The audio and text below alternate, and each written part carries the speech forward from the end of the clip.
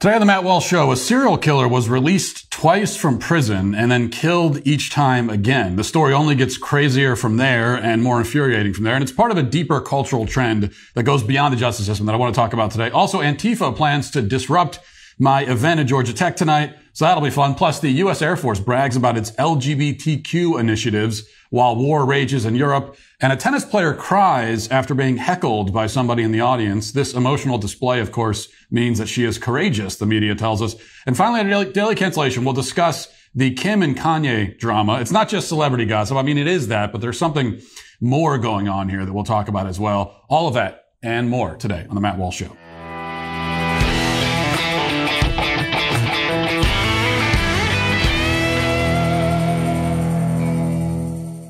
You know, mortgage rates continue to remain incredibly low. Will they stay this way throughout the year, though? Well, it's not likely.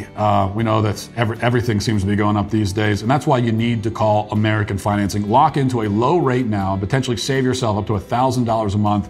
That's $12,000 a year. And at this rate, that'll be enough to fill up, one tank of gas. But you got to take the savings whenever you can find it.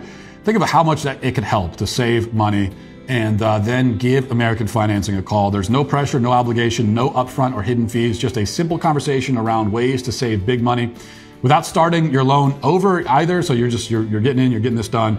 Instead, you can choose any term, 10 years and over, whatever makes sense for your budget and your future. It's really that simple, and you're saving money.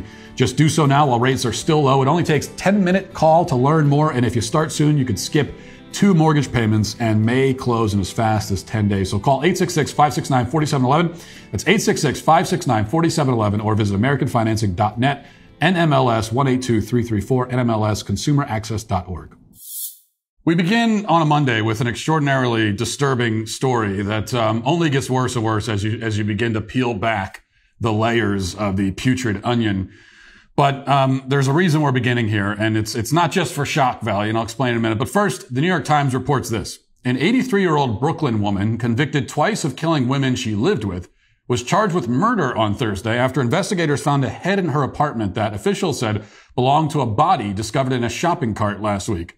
The police first discovered pieces of the victim, Miss Leiden's remains, in the early hours of March 3rd, when a 911 caller reported that they had found body parts in a shopping cart outside of a pawn shop at the corner of Atlantic and Pennsylvania Avenues in Brooklyn.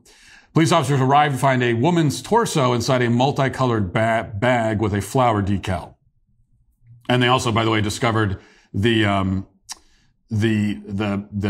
killer was rolling around a grocery store in one of those carts, and was sitting on top, apparently, of the severed leg of the victim. Now, that's where we're beginning. And I said it only gets worse the deeper you go. So, you're in for a bumpy ride with this as the starting point. It turns out that the suspect, last name Marcelin, is an actual serial killer, having been twice convicted already of murdering 2 other women that we know of on 2 separate occasions. So the Times continues, Miss Marcelin has served decades in state prison in connection with 2 Manhattan homicides in 1963 and 1984. In October 1963, she was convicted of first-degree murder for fatally shooting her then-girlfriend in a Harlem apartment building. The state court judge overseeing the case imposed a life sentence after the jury was unable to decide whether to impose the death penalty. Court filings show in May 1984, Miss Marcelin was released from prison on lifetime parole, according to state records. Less than a year later, after her body was found in a bag near Central Park, Manhattan prosecutors said Miss Marcelin had stabbed to death another woman that she had been living with. In 1986, she pleaded guilty to first-degree manslaughter, was sentenced to 6 to 12 years in prison, state records show. Because of her parole status, that sentence was added to the original life term. Over the next 3 decades, she repeatedly sought release on parole and was denied. In a 1997 appearance before the state parole board, Ms. Marcelin described the 1984 crime and said she had problems with women. In 2010, the state denied another bid for parole, saying your release at this time is incompatible with the welfare and safety of the community. But then she was released on parole in 2019, records show. Okay, so Marcelin killed a woman, first-degree murder, sentenced to life in prison, but was released after 20 years. Marcelin kills another woman, is sentenced to prison, added on to the original life sentence, is released again, even though the parole board had previously said that it would be unsafe for society if we release you. They released him anyway. And then the killer proceeds to kill and dismember a 3rd victim that we know of. So apparently, big shocker here, a serial killer does not magically become less dangerous and less deranged after sitting in a cage for a few decades. There does not arrive a point where you can say, well, this deranged lunatic psychopath killer has been stewing in solitary confinement for 18 years. I'm sure they're normal now, right? That doesn't happen. It doesn't work that way. And yet the killer was released again to kill again. But we're missing one detail here. So you've probably already maybe noted something. You've thought probably, well, a female serial killer? That's unusual. It's not unheard of, but it's unusual. You don't hear very many of those. And a female serial killer who targets women. Now that probably is unheard of. But then the New York Times offers this detail. Miss Marcelin, who was listed as male in earlier court records, but now identifies as a woman, according to a law enforcement official, was indicted on second-degree murder charges on Thursday in the death of Susan Lyden, accused of dismembering her and hiding her body parts. Okay, so this demented psychopath who dismembers women also happens to have a fetish where he likes to pretend to be a woman. And the New York Times, not to mention the cops, the court system, everybody, they're all making sure to respect this lunatic's delusional fetish and even participate in it. This is some straight up Buffalo Bill Silence of the Lambs stuff, where this guy likes to kill women and essentially assume their identity. It should be very clear to any rational person that his, quote, gender identity in this case is all part and parcel with the whole psychopathic routine. And even if it isn't, I mean, even if his masquerading as a woman has nothing to do with his murder of women, even if he developed these two quirks independently, still, why should we care to respect his pronouns? The whole argument for respecting someone's pronouns is that we don't want to hurt their feelings. And I think that's a bad argument in general. But for a serial killer, we're actually worried about hurting his feelings? Now, this is one example, an extreme example, but also not unprecedented, of a problem that permeates our society, which is that we don't tell people no. You know, we're not allowed to say no anymore. Nobody says no. We're so allergic to no that we won't even say it to a damn serial killer who asks us to affirm his alleged gender identity. A gender identity that it just so happens will presumably mean that this killer of women will now be put in a women's prison. Again, any reasonable person can see that this is almost certainly why he is calling himself a woman, so that he could be housed with women, his prey of choice. And rather than saying, no, we're not doing that, you're going to a male prison, you freaking lunatic. Instead, the court system will say, well, okay, we respect that. I mean, we don't approve of other things you've done, but we'll respect you here. They won't tell him no. The parole board wouldn't tell him no. The parole board told him, you're dangerous to society, but okay, you can go. Now the media won't tell him no. The police won't tell him no. The prison system won't tell him no. This guy should get a no delivered to him by a firing squad, but he won't get that either. Nobody wants to say no. And we see this problem all over society, not just with transgender serial killers. On Friday, we played a clip of a morbidly obese plus-size model, Tess Holliday, model in quotes there. I put model in quotes the same way we got to put woman in quotes when talking about the serial killer. But this plus-sized quote-unquote model who, though clearly weighing somewhere in the neighborhood of 400 pounds, claims to be anorexic and attends weekly therapy sessions with a counselor who affirms that perception. You know, she apparently thinks that when she's chowing down, the 2 seconds between bites count as deprivation and starvation. Like, I'm anorexic because I'm not literally eating literally every second of the day. That's what she thinks, and she's affirmed in that view. She's told yes. She goes to a dietitian once a week. Her dietitian should be, well, telling her to go on a diet. But diets mean less food, and that means telling her no, and you can't do that. Everywhere you look, you see people who have never been told no. You see the plump fruit of our culture's refusal to say no, our obsession with affirmation. Every person you see walking around with purple hair and a million piercings, demanding to be referred to as they or Zer or Zeus or whatever, is yet another testament to our unfortunate habit of affirming everyone in everything all the time. Speaking of people who should be told no, I'm currently in Atlanta preparing to speak to at Georgia Tech tonight in the lead up to the women's swimming championships where biological male Leah Thomas will compete. Now, I'll be talking, among other things, about the beauty and value of the word no. Now, Leah Thomas is obviously not a serial killer, but he benefits from the extreme ideologically fueled permissiveness in our culture. And the primary victims of that relentless affirmation happen to also be women. I'll be speaking up in protest of his participation and also to explain why it's wrong and to make some points that go beyond sports, because this isn't about sports fundamentally. This is really about truth and about learning to say no. No to the nonsense, because we all know that it is nonsense. Even most of them on the left know that it's nonsense. And yet we're supposed to cooperate with it anyway. We're supposed to abandon all at once the fundamental truths that all of us know and have always known. And we're supposed to do it for no other reason than the fact that it will hurt Leah Thomas's feelings if we don't. And of course, his feelings are the only feelings that matter. His feelings and the feelings of other trans people. I guess I should clarify. I say we don't tell people no anymore. It's only certain people we don't say no to. If you belong to certain categories, you don't get the no. Now, the other women on his team, they get a no. Because his feelings, for some reason, are supposed to outweigh the feelings of women who don't want their sports destroyed, who don't want their privacy invaded, who don't want their very identities appropriated and stolen and cheapened and turned into a costume. The feelings of 1 million women are dust when stacked up against the feelings of one gender-confused man. All of reality is dust. The truth is dust. Biology, everything, all of it is to be discarded for one trans person's feelings. Well, I think the answer to that should be no.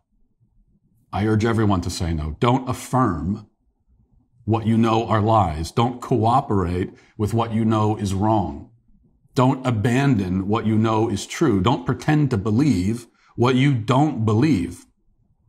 It takes some courage to say no in this world. It's a word that's not said nearly enough. A word that a guy like Leah Thomas has probably never heard in his life. But he needs to hear it. All of the gender ideologues need to hear it. All of the liars and frauds trying to push and coerce and shame us into surrendering our common sense in so many areas of life. All of the cry bullies using emotional blackmail because they have no arguments. Everyone demanding that we pretend to believe what we don't believe. Pretend what is true, what is not true. All of them everywhere need to hear it. No. That's the word. Now let's get to our 5 headlines.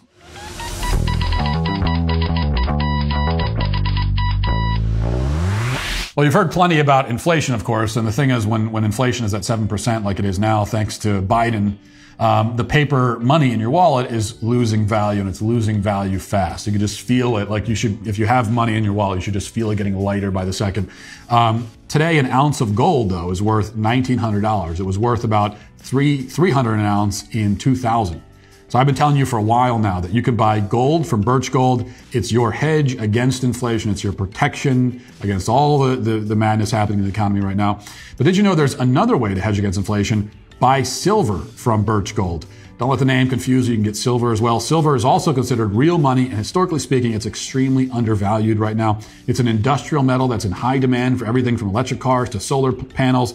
Demand is only going to rise, and some analysts suggest that there's an unusual dislocation in price that may present very real opportunities for silver to rally over the next 2 years. Regardless, silver, like gold, is never going to zero. The American dollar, it's currently going into the toilet, while precious metals are rising in value. So, real simple call here. Call Birch Gold. They're the only company I trust. Don't wait. Start diversifying today. Text Walsh to 989898 to get a free info kit on buying gold or silver in a tax-sheltered account.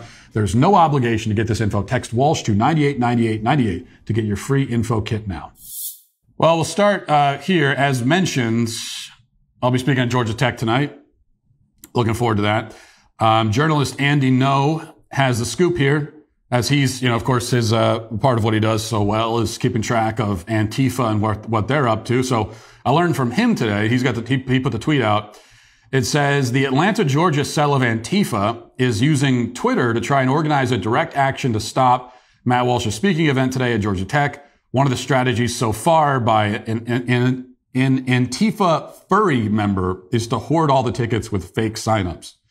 So this is someone who's in Antifa and they're also a furry, and those things often go hand in hand.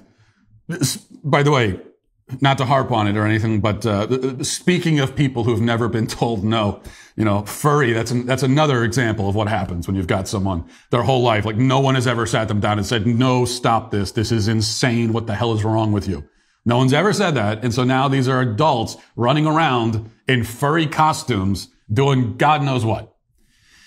In any case, so the Atlanta Antifa cell, they tweeted this. This is what they tweeted. Heads up, transphobic propagandist Matt Walsh is speaking on Georgia Tech campus tomorrow evening in an event sponsored by the Far-Right Leadership Institute and Turning Point USA. If tech students are organizing a counter, we'd be happy to boost it, reach out. And then some other Antifa members are saying that they're trying to buy up all the tickets so that there won't be room for actual, for people who actually want to listen to the talk. I say buy the tickets. Tickets are free, of course. We're not going to sell tickets to an event like this. But we do, you have to register ahead of time because there's only so much room in the room. And so their tactic, and we saw them do this down at University of North Texas, where they got in there first. However, I don't know if they registered ahead of time or what for that particular talk, but they got in there first and they were the only ones in the room. All the people that wanted to get to the talk couldn't get in. And then they just shut the talk down by chanting and screaming and spitting and doing all this kind of stuff. So that's their plan. That's what they're going to try to do tonight. Now, they're going to run into some problems trying to do it to me, for a few reasons. One of them being that, I think we have something like 700 people trying to register for this event. There's room for less than half of that in the room. So, if they want to keep everybody out, they're going to have, they have to organize and take up a lot of these registrations, which I don't think they've been able to do, but we'll see. But the other thing is, listen, doesn't matter what they do. And I want you to understand this. Okay. If you're in Antifa or you're on the left or whatever, you don't like the fact that I'm coming to speak at Georgia Tech. You don't like the fact that I'm coming to speak anywhere else. And I've got a whole college tour coming up this spring. I'll be going down, by the way, to University of North Texas where all that madness happened. I promised you, I told you, I'm going to go and I'm going to go. And I will be there probably sometime mid-April. We're working out the details right now and I'll let you know more about that soon. But, I'm coming to speak at these events and you don't want me there. Well, I just want you to know there's literally nothing you can do to stop it. I will be there and I will say my piece. No matter what you do, I will still be there and I will still say what I came to say. One way or another. You start making a scene and I got to wait for you to get carried out of the room by cops. That's fine. And then I'll just resume. Like you can make an ass of yourself. You can make a fool of yourself. That you can do all that, but you can't stop me from speaking. It's not going to happen. Cannot happen. Now, the other option that you could try, I'll give the same challenge to Antifa that I give to at any college campus I go to, because there is a Q&A session afterwards. So I'll make the same deal. In fact, I'll go even farther this time. If you're on the left and you show up to this event and you can provide a definition of the word woman that is coherent and that is also consistent with your left-wing ideology, with gender ideology. Like if you could give a gender ideology consistent definition of woman that's also coherent and makes sense. If you can do that, then I will retire from public speaking on the spot. I will renounce my conservative ideals. I will pledge allegiance to the Antifa flag right then and there. If you can do that. That's the deal. Let's see. All right. So war continues to rage in Europe. You might be feeling a little bit uneasy right now, but if you are, take heart. Just know that our enemies around the world are shaking in fear, terrified to realize that our military has far, far superior LGBTQ initiatives.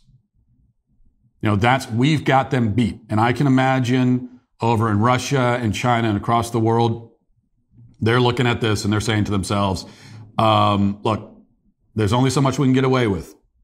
Because these Americans over there, I mean, they've got so many LGBTQ initiatives in their military that we just can't compete. I mean, look how inclusive they are. Look at the tolerance. They will crush us with their tolerance and inclusivity. So here's a reassuring tweet from Undersecretary of the Air Force, Gina Ortiz-Jones. She tweeted out and said, "Great conversation with our LGBTQ initiatives team. They're asking the hard but necessary questions that will ultimately make us a stronger, more inclusive Department of the Air Force." And yes, again, this was tweeted March 10th. So that was, a couple days ago of this year. And so this is while this is all going on in Europe, this is what they're doing. And then you can see, unfortunately, this was a Zoom meeting that they had, and we don't have a clip of that meeting as much as I'd love to see it. But you could see the people that are participating in it, and there's someone there, standing in front of the pride flag.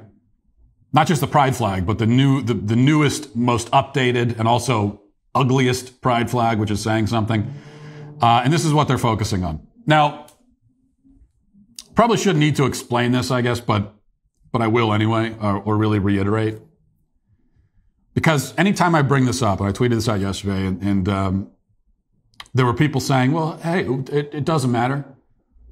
Because whether you're gay, straight, lesbian, transgender, you could actually be a furry. I mean, even then, there's no reason why with the way wars are fought in modern society, there's no reason why that would detract from our military readiness.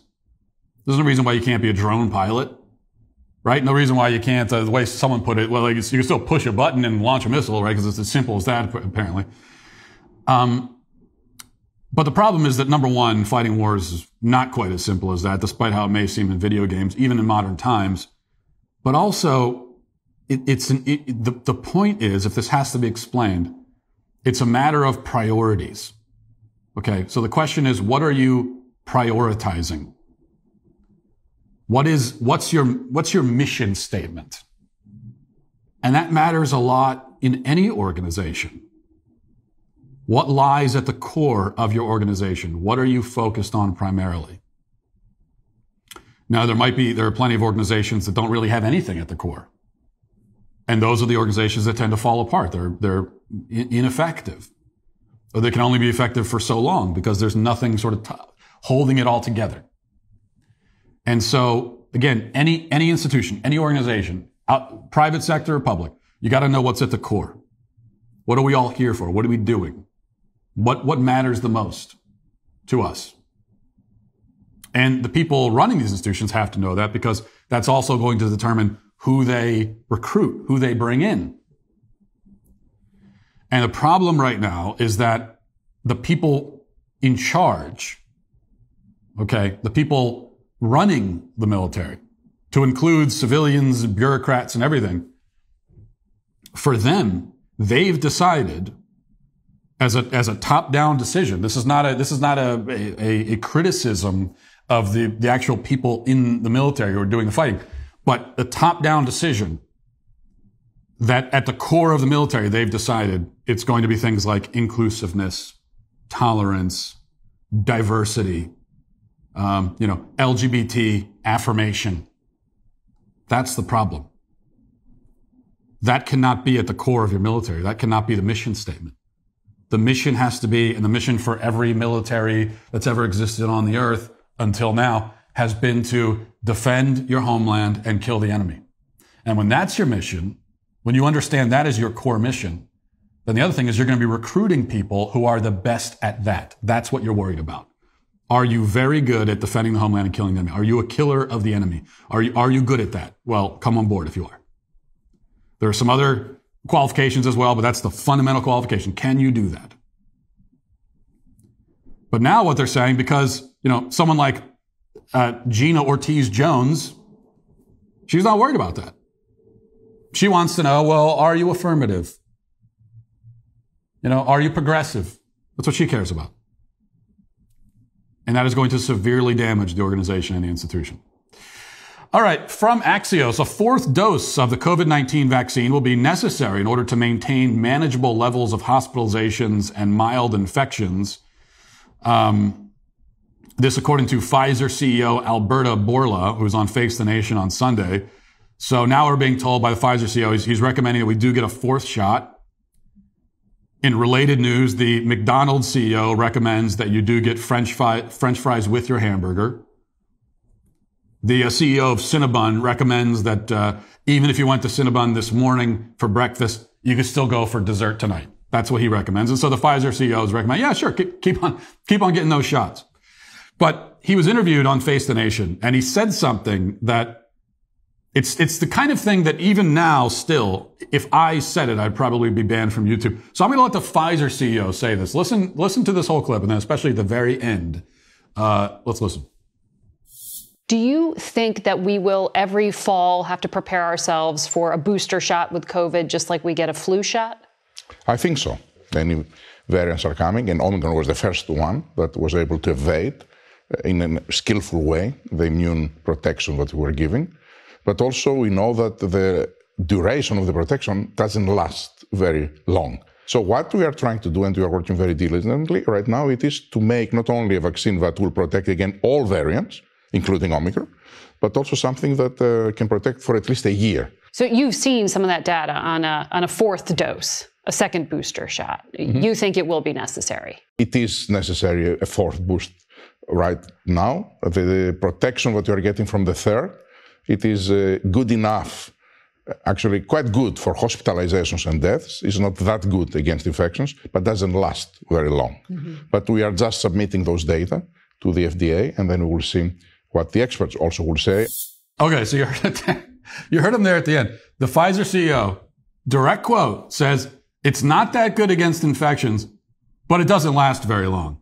So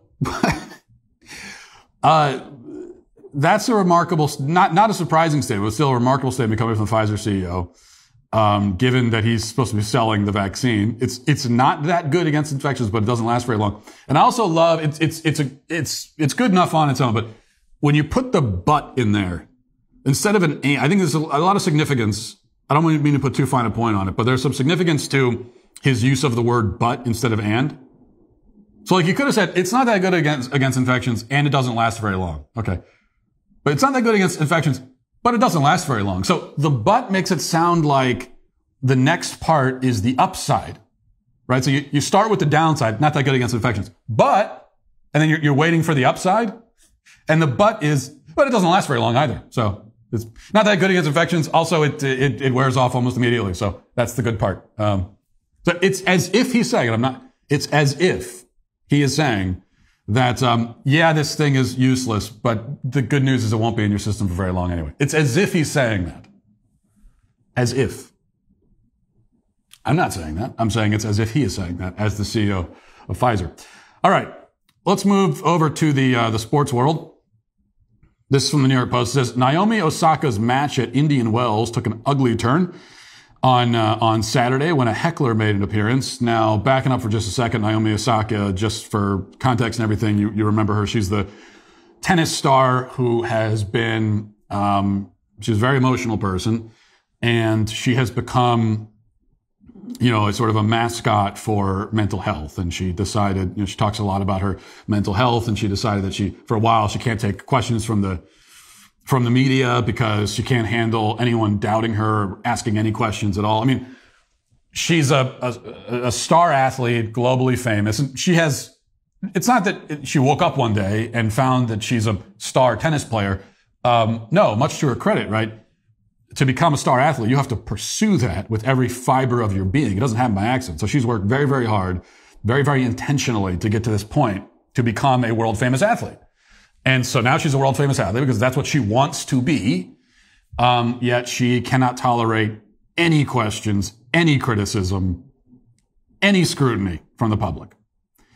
And that was made very clear on Saturday at Indian Wells when a heckler started doing a little bit of heckling. And first, it's kind of hard to hear what's happening here, but let's listen first. This is the tennis match, and then I think you can hear the heckler. And the heckler says, Naomi, you suck. But let's listen to that. Veronika Kudermetova to serve.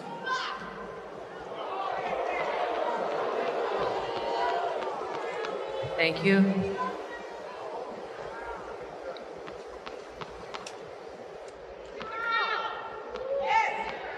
Thank you, please.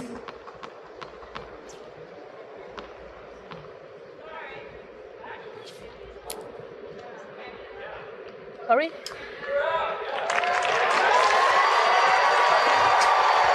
Well, obviously some disturbance up in the stands. Something's been shouted.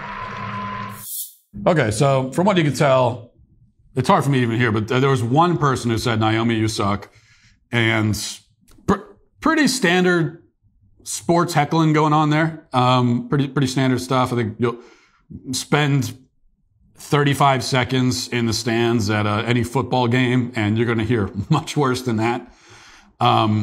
Directed at, doesn't matter like who it is. It could be the best player in the world. They're still going to get the you suck. And again, much more colorful language as well. So one person says you suck. The rest of the crowd starts jeering at that person, not at Naomi Osaka. They're taking her side. They're taking Naomi Osaka's side. So it's, however many people there's, let's say 500 people in the stands. I don't know. Maybe a lot. I can't imagine that more than 500 would want to sit there and watch a tennis match. So I'm going to say 500. I can't imagine that 5 even would, but whatever. If you got 500 people, one person criticizes you, 499 are on your side saying that you're a wonderful person. Pretty good ratio. You think you'd be able to just shrug that off? And we're just going to leave aside for a second. Again, I mean, I can't imagine anyone going to a tennis match. The fact that, like, it just seems so unnatural to be, you're watching sports and to be sitting there so quietly, to me doesn't make any sense. But still, 499, let's say, to 1. Everyone loves you. One person says you suck. But Osaka can't handle it, cannot handle the criticism from that one. And then she doesn't do well through the rest of the match, and she's very distraught about it. And at the end of the match, she actually takes the microphone. I guess the winner was able to address the crowd, but then she comes up because she lost, and she takes the microphone and starts talking about, and is still crying about it, and is talking about, why this hurt her feelings so much. Let's listen to that. I just wanted to say, yeah.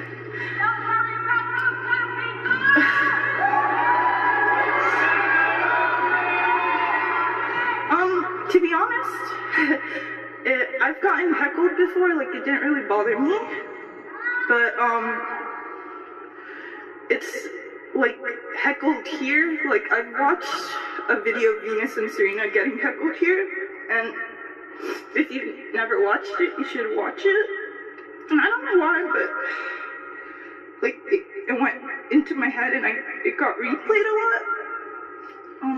I'm trying not to cry, but I just wanted to say thank you and congratulations. Yeah, just thank you.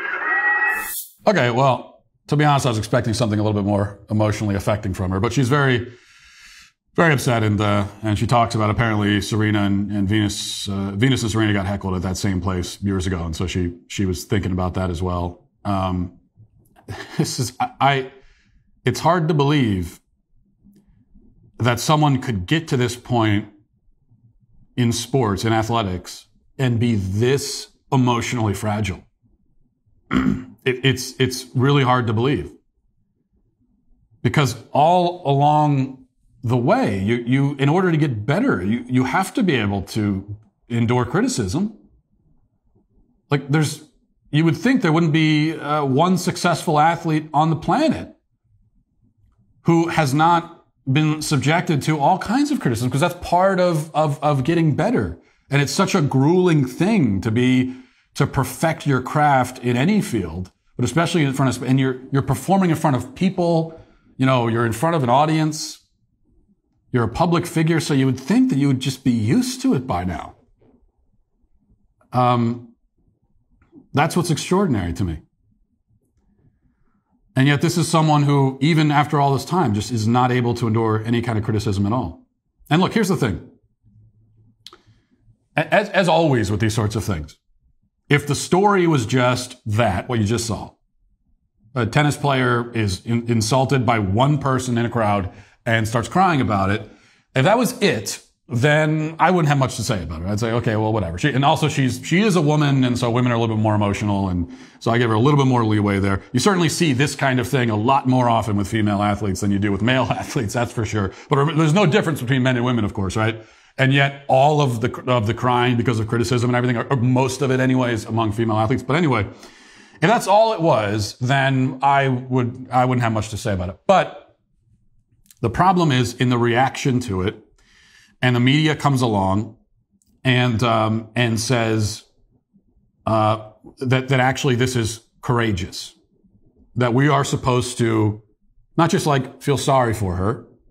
Even that would be a bridge too far for me. I'm sorry, but I cannot really pity you that much when you're rich and famous and almost everybody loves you, but like 5 people don't. I don't have a lot of pity available. There are a lot of people in this world who need pity, and I just don't have any left in store for you in that position. But that's not even what they're saying. They're not saying pity her. They're saying admire it as courageous. Somebody who cannot endure any criticism, who cries at any criticism. 1 person in 500, 499 love her, 1 person doesn't. She starts crying about it, focusing on that. And that's courageous, we're told. That's what the media has been telling us. Yet more think pieces written. There was one I was just reading in the Indy Star by a sports writer saying, it was something like the headline was, this event shows us what courage looks like and what it doesn't look like. And he was making the point that the heckler is not courageous. It's not courageous to sit there and heckle someone. Well, of course it's not. No one's saying it is. But Naomi Osaka, she is courageous. I just don't see it. Before we get to the comment section, one last note here. Maybe we're talking about what courage is not. Here's what courage actually is. This is from the Wall Street Journal. It says, one of the greatest maritime mysteries of modern times was solved when a team of explorers said they had discovered the wreck of Ernest Shackleton's ship Endurance, which disappeared under the Antarctic sea ice in 1915. An international team of marine archaeologists and scientists located the wreck 3,000 miles, or rather meters, I should say, not miles, meters under the Weddell Sea, approximately 4 miles south of the position originally recorded when the Endurance sank. So this ship has been lost for over 100 years, and they finally found it, which is really fascinating, I think. But I mention this because the story itself is simply incredible. If you don't know about Ernest Shackleton, you should, because he's one of the great leaders in history, one of the great men. And it's just a damn crime that more isn't taught, or anything taught really, about Shackleton in school. And it is a great example of what actual courage looks like. It's courage on a level that most of us will never achieve, we'll never get anywhere near, but it's good to have that sort of as your North Star, to know where you should be headed. So just to summarize, back in the early 20th century, 1915, Shackleton devises his plan to trek across the entire Antarctic continent. He wants to travel across it all the way. And he decides to do this because someone else had already gone to the pole. Originally, he wanted to go to the South Pole, but there was a race to the South Pole. A guy named Amundsen, a Norwegian, beat the British team there. And the British team, after arriving at the pole, seeing another country's flag there, they know that they'd been beaten. And then they have to walk back across, Antarctica, having lost. And then most of them die on the way. They starve and freeze, and it's a horrible thing. So anyway, Shackleton sees that the pole's been conquered, and he sees that his fellow Brits have died horrible deaths down there. And he says, you know what, I'll go anyway, only I'll be the first to travel all the way across the continent, not just to the pole. And he puts together a team. He gets on a ship with the prophetic name Endurance, ends up getting stuck in the ice before reaching the continent. So they spend almost an entire year in the ice on this ship, eating into their provisions, freezing in the cold. Finally, the ice starts to melt. It's moving around, and it crushes the ship, and it starts to sink. And that's how it ended up at the bottom of the Weddell Sea. So now they have to abandon ship. They're on an ice floe down in the most desolate region of the world, literally just sitting now on the ice. And they sat there for another 2 months just on the ice in Antarctica, right? Finally, they realized that the ice has drifted close enough to an island that they could make a break for it. So they sail 300 miles on these little rickety lifeboats to this island. They make it there alive, but the island can't sustain them for very long because it's barren and desolate. So Shackleton knows that some of them are going to have to go for help. Closest help is South Georgia, which is an island which is about 700 nautical miles away from where they currently were. So he decides that along with a team, I think 5 people, he's going to get on this lifeboat and go 700 miles across open ocean, across some of the harshest and roughest seas on Earth to try to get help. And also keep in mind, this is like a small island he's trying to make it to, navigating. It doesn't have GPS or anything, right? So if he misses the island, which would be very easy to do, then he's just going to be lost at sea and they're going to die of starvation if they don't drown in a storm before that. So he goes 700 miles, makes it to South Georgia, makes it to civilization, and then immediately gets on a ship and goes back to rescue the rest of his men. It took like 3 tries and he got them all. Nobody died. He kept everybody alive. This is 2 years stranded in Antarctica. And he kept everyone from dying. He kept them from going insane. He kept them from killing each other. Not a small feat. Just a remarkable tale of leadership and bravery. That everyone should, this is like one of these guys who should be a household name. And most kids have never heard his name, which is a damn, I say again, it's a crime, I believe. But there's your bit of Monday inspiration. We started with, serial killers dismembering people. We got to a little bit of inspiration, and then we're going to go negative again here in a moment. But let's get first to the comment section. Daily cancellations are the law and order of the day. We the Sweet Baby Gang. Okay, so dailywire.com/sweetbabycomments. And let's go immediately to clip 8. All right, Sweet Daddy Walsh, your wish is my command.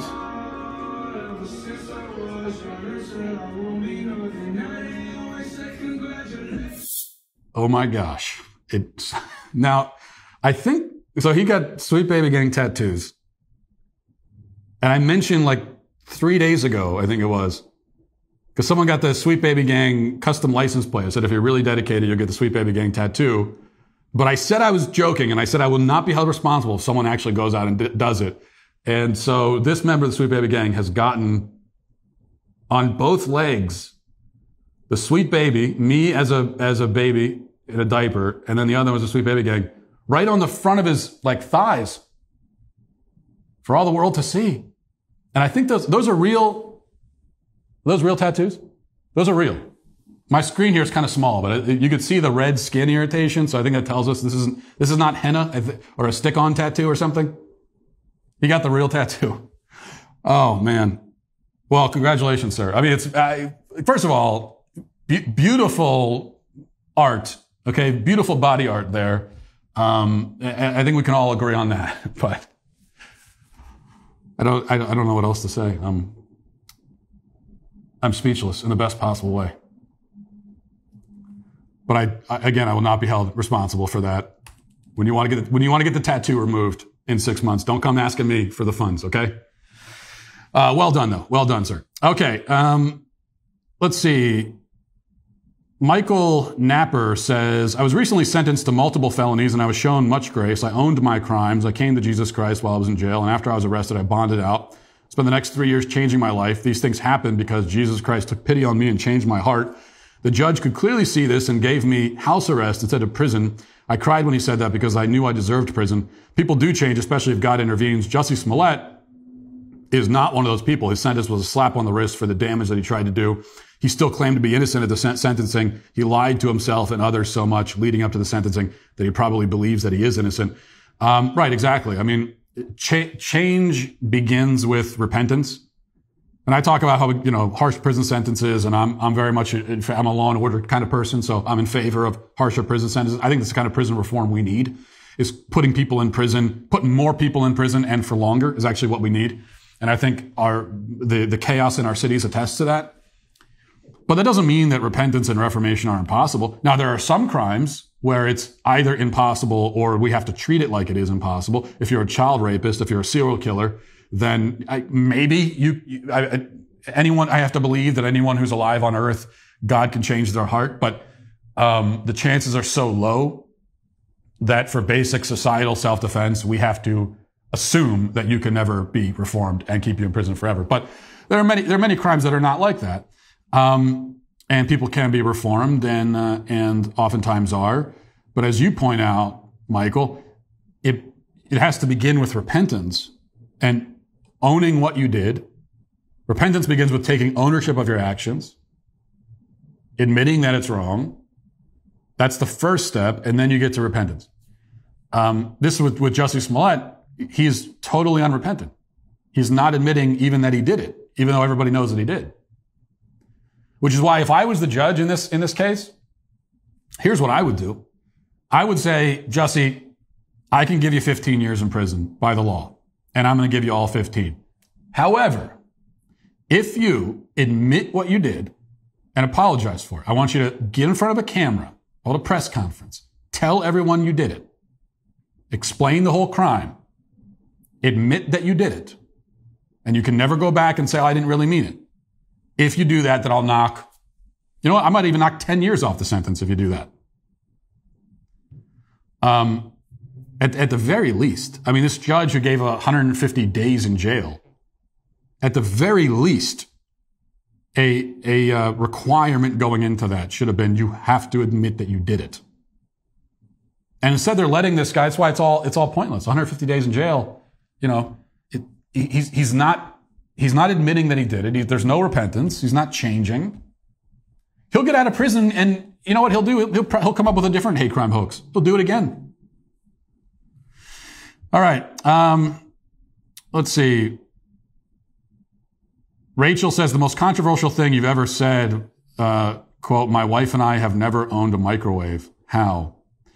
Yeah, you know what? This is our one protest against modern society. This is the one thing. It didn't start as a decision. Like it's not that when we first got married, we didn't put it in our vows that we were going to pledge to never have a microwave. We didn't really talk about it. We didn't have any kind of anti-microwave sentiments exactly. But it just kind of started that way. We just didn't have a microwave. We ended up not buying one originally. And then we realized that, you know, we don't actually need a microwave because whatever your microwave does, there are other things in the kitchen that will perform that task probably even better than the microwave would. And so now we've just kind of stuck with it. Now it has become a thing, right? It's a conversation piece when people visit our house. We can say, you know what? Look, no microwave. Conversations are very boring at our house, apparently. Let's see. Okay, one other comment says, David says, hot take, Americans are experiencing exceptional levels of stress. Americans are experiencing exceptional levels of stress. Unprecedented is a strong term, admittedly, but it's important to recognize that modern first world people are prone to experience undue stress in any and every situation. Somebody who has a strong grasp of what's important and who have reasonable mental health, read people before the last 20 years, will experience less stress because they're sane. We in the modern world, however, are not sane, so we get unreasonably stressed out about even the most basic of things. Yeah, I mean, you raise a good point. I think the way that I look at it, it's kind of like if a 17-year-old kid goes through a breakup and is totally distraught and devastated and practically, you know, just utterly ruined by it emotionally. You know that it's not a big deal, and you know that they're going to get over it. You as an adult, you know that. And you'll know that they'll have forgotten about this other person in a month. That doesn't change the fact that they are, in fact, experiencing very real emotional devastation. I mean, to them, it's real because this is the only life they've lived. And for them, this is the hardest thing that's ever happened to them. And they don't have the emotional tools necessary to deal with something like this. But what makes it so bad for the kid going through this is not the severity of the trauma itself, which in the grand scheme of things is almost nothing. There's really no trauma there. But what makes it bad is his limited capacity to handle bad things, and his lack of perspective. And so I think you're right that we are all sort of in that boat as modern people. We're very stressed out. We claim to be stressed, and we actually are. But it's not because the stresses are so serious. It's just because our capacity to deal with even the most mild inconvenience is so diminished, and that's where all the stress comes from. You know, the media loves to tell one side of every story, specifically the regime-approved side. That's why we've taken it upon ourselves to start our own publishing wing called DW Books, and we're excited that one of the first books we'll be publishing is 12 Seconds in the Dark by Sergeant Mattingly. The book is the true story of what really happened the night of the Breonna Taylor shooting. Mattingly, a 12-year police veteran, takes readers inside the department's response and debunks the lies that have recklessly been shared with the public. So you know it's going to be interesting, but here's the trailer now. Check it out. It was very chaotic. It was very quick. Instantly, I knew I was shot. Breonna Taylor, she was caught in the crossfire of those bullets. As soon as your brain's registering, it's already over. The media got so many things wrong in this case, saying we had the wrong apartment, her name wasn't on the warrant, she was shot and killed in her sleep in her bed. These are lies. This is not true, and all the while you're hearing all these outside influences from athletes and Oprah and Ellen DeGeneres and Kamala Harris and Joe Biden, all those people coming and attacking you, putting your name on their account saying he should be in prison, all these things that they have no idea what they're talking about. But they have such influence. The more we attack police for doing their job, the less good qualified police you're going to have. When you read 12 Seconds in the Dark, you will find out the truth of what really happened the night of the Breonna Taylor raid.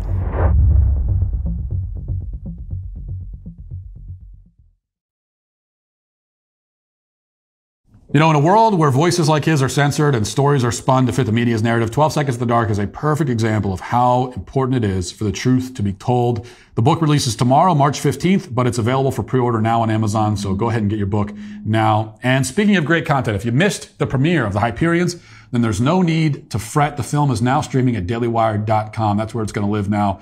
And if you haven't seen it yet, here's the trailer. Check it out. Calling all Hyperions. My name is Vista Mandelbaum.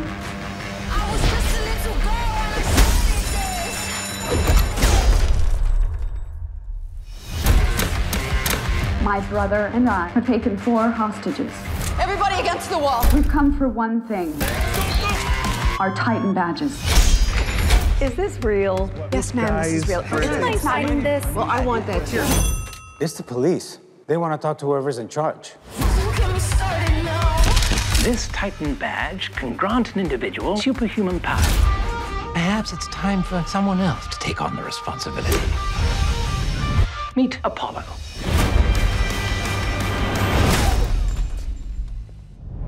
I'd recommend next time using your power. Yeah, if you think so. Calling all Hyperions. On my way. You're making such a mess in here. We've got a Hyperion en route. Not a good time to look stupid.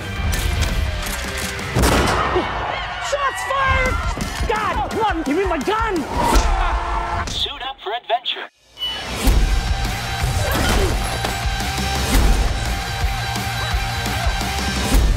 She's trying to destroy me. Next question, how's the family? The family is, gosh, what is it? Marvelous.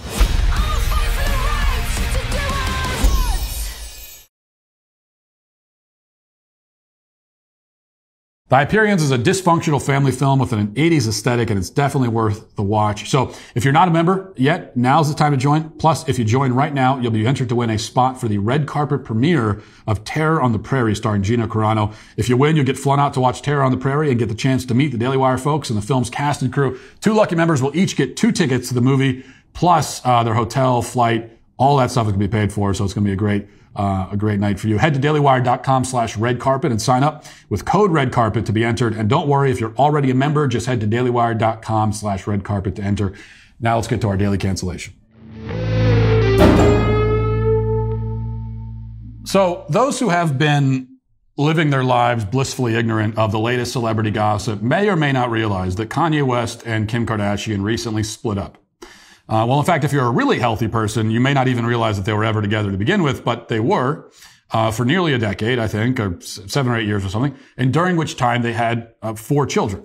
So a few months ago, though, Kim left Kanye, managed to be declared legally single almost immediately, thanks to the wonders of no-fault divorce laws, and then immediately started shacking up with a strung-out cartoon character named Pete Davidson. So Kim has been parading all around town with Pete, which doesn't sit well with Kanye, who's been very publicly attacking Pete Davidson, complaining about the divorce, making music videos where he depicts himself in claymation form, burying his wife's new lover alive, those sorts of things, pretty standard stuff. For her part, Kim Kardashian has claimed that all she wants is privacy. And she made this claim while securing a multi-million-dollar deal with Hulu for a new reality show about her life. Because we all know that the Kardashians cherish nothing so much as their privacy, which is why they will only sell it to the highest bidder. Now, all of this possibly seems irrelevant and probably uninteresting, and it is at first blush. But there's something deeper and more significant to be found, if not in the drama itself, then in the public reaction to it. And that reaction has been almost universally negative towards Kanye West. Everyone, especially the media, but most of the peanut gallery as well, seems to agree that Kanye is a huge jerk for constantly, insulting and denigrating his wife's lover, and for refusing to accept the fact that the marriage is over. The general consensus is that Kanye West is acting insane. In fact, he is insane, and that Kim Kardashian is the helpless victim in all of this. Remember, all she wants is privacy, So naturally, she left her husband and started publicly dating Pete Davidson 45 seconds later while working out a deal for a new reality show, which will certainly feature many plot lines about her love life because she just wants privacy. This consensus didn't seem to change at all yesterday when text messages were released between Davidson and Kanye, where Davidson taunts Kanye, brags about being in bed with his wife, and even sends a picture of himself lying in bed with his wife. Most people on social media seem to think that it was actually very sweet of Davidson because it showed how willing he is to stick up for his lady. Stick up for her by stealing her away from her husband and, wrecking the family and then texting pictures. I mean, just what a knight in shining armor Pete Davidson really is, Now, I've noticed in this public reaction a very distinct, what I would say is almost a feminist streak to it, even among ostensible conservatives who have chimed in. There's something wrong, I think, something disordered about the feelings, about the things that people are saying about this. And that gut feeling on my part was confirmed yesterday when I tweeted kind of my bird's eye view, my bird's eye hot take about all this. And I said, this was me, it's actually totally normal and healthy for Kanye West to be extremely, even obsessively angry about the fact that his wife is shacking up with another man. It is, in fact, the most normal thing about him. Now, this to me seems obvious.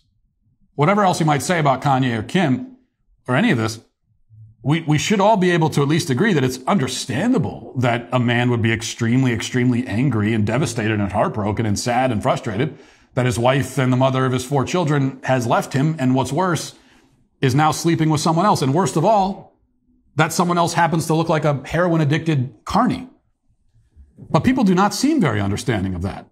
And it's not because of their preconceived notions about Kanye West or Kim Kardashian. It's because of their preconceived notions about marriage. That's what's coming out in all this. And that's what interests me, is about what all this says about marriage, right? This was made clear, as I said, by the responses to my tweet, most of which claimed that my opinion was misogynistic. The marriage is over and that's it. Everyone told me. Kanye must accept it. Kim is not his property. Kim does not belong to him, as one person told me. Kim can leave whenever she wants, for whatever reason she wants.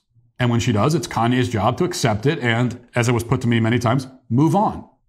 There's a woman named Rachel Greenspan who's verified on Twitter for some reason. She summarized the perspective of many of her fellow cat ladies and their supporters. She said, referring to my opinion, she said, literally, how can someone think this? LMFAO. This take isn't hot. It's delusional and disgusting and frightening. People are allowed to leave relationships whenever they so choose.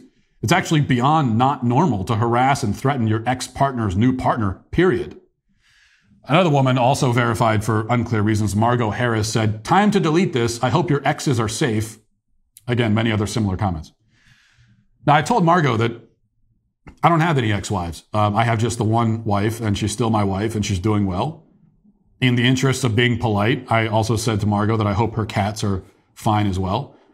Now, I admit when I looked at her profile, I found out that she identifies herself as a dog mom. So I knew that she gave off the vibes of a woman who defines herself by her pet ownership. I got the pet wrong, so I was very close. In any case, what you find in all this is the view that marriage vows are effectively meaningless and worthless. And they can be broken at any time for any reason. And when they are broken, you don't even have the right to be angry about it if somebody breaks their vows to you. The thing is that the Margos and Rachels and Kim Kardashians of the world, they hold this view about marriage and about marriage vows, and yet eventually they get married anyway. And most of the time, they don't inform their husbands that they feel this way about the union. They don't say, hey, by the way, I don't actually think this means anything. They also, of course, throw extravagant celebrations for their marriage, spending lots of money, demanding lots of fawning attention. Even though they're celebrating a union that they think is pointless and which they have no intention of keeping together on a permanent basis.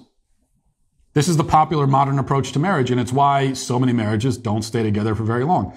It's an approach that renders the whole exercise fruitless and futile. It's all a charade. You're playing house. The vows are merely part of the ceremony. That's it. It's all pageantry as far as you're concerned. Nothing deeper going on there. But that's not what marriage actually is. In fact, contrary to the Twitter mob, actually in a marriage, your spouse does belong to you. I know it sounds very scandalous to say, and to the modern ears, it rings as something very horrifying. But Yeah, your spouse does belong to you. My wife belongs to me, and I belong to her. We belong together. That's not just a lyric in a million pop songs. It is that, but it's also what marriage is. You belong together. You made a vow to each other. Now, if marriage is not that, if it's not where you make a vow and now you belong together and you belong in this union, and you owe yourself to the other just as they owe themselves to you. If that's not what it is, then there's no reason for marriage to be at all. What's the point of the marriage? Then don't get married if you don't see it that way. I do not have the right to just up and leave my wife on a whim because I feel like it and go play house with some other woman. I don't have the right. I don't have the moral right to do that. Now, I do have the legal right with no-fault divorce. I shouldn't have that legal right, though. No-fault divorce gives me that legal right. It shouldn't. Most contracts can't be broken by anyone for any reason without any explanation or any exigent circumstances. With most contracts, if you want to break them, then there's all kinds of parameters that have to be met. And only under certain circumstances can that even happen. What's the point of a contract that has no binding effect whatsoever? If you don't think that marriage binds you to the other, then don't get married.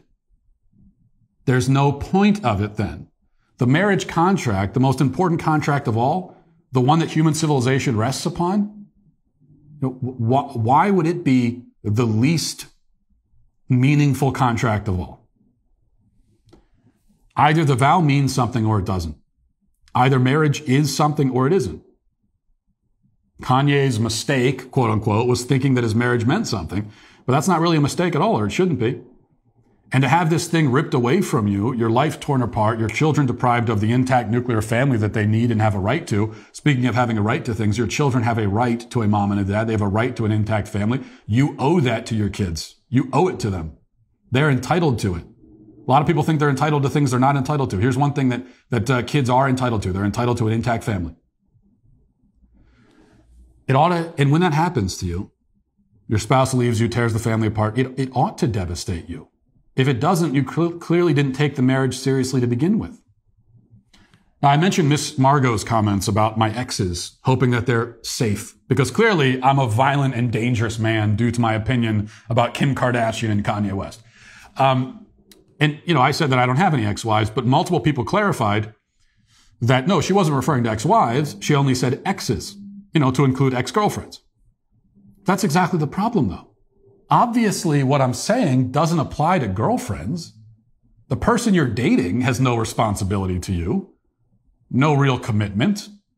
They have the same responsibility to you that they have just to everybody, just in general, to be honest. I mean, you should be honest, you shouldn't lie. So if you're dating someone and you don't want to be dating them anymore and you want to be with somebody else, let them know before you go and be with that other person. Those are your basic duties and responsibilities you have in a dating relationship. It doesn't go any deeper than that.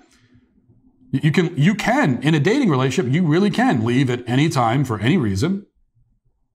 And if you're the person getting left, it sucks and it's hard, but it's your responsibility to accept it and move on. That's true of a dating relationship. It's not true of a marriage. A marriage is a different kind of thing.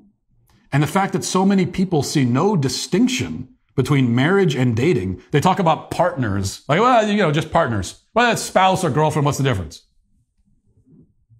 There's a lot of a difference. And the fact that you can't see it only proves my point. Now, all that said, Kanye's a hypocrite. I mean, because he's also shacking up with someone else now, probably out of revenge or spite, but doesn't make it any better. So, go ahead and hit him for being a hypocrite. Fine, I'll agree with you there. And point out how they've, as is the case with so many marriages that fall apart, they obviously both hold a lot of the blame here. But you can't go after him or anyone else for being angry and devastated and broken about their spouse leaving them. That's entirely normal. That's the most normal Kanye West has probably ever been in his life. His critics are the irrational ones, the confused ones, the idiots. And that's why they're canceled. And we'll leave it there for today. Thanks for watching. Thanks for listening. Have a great day. Godspeed.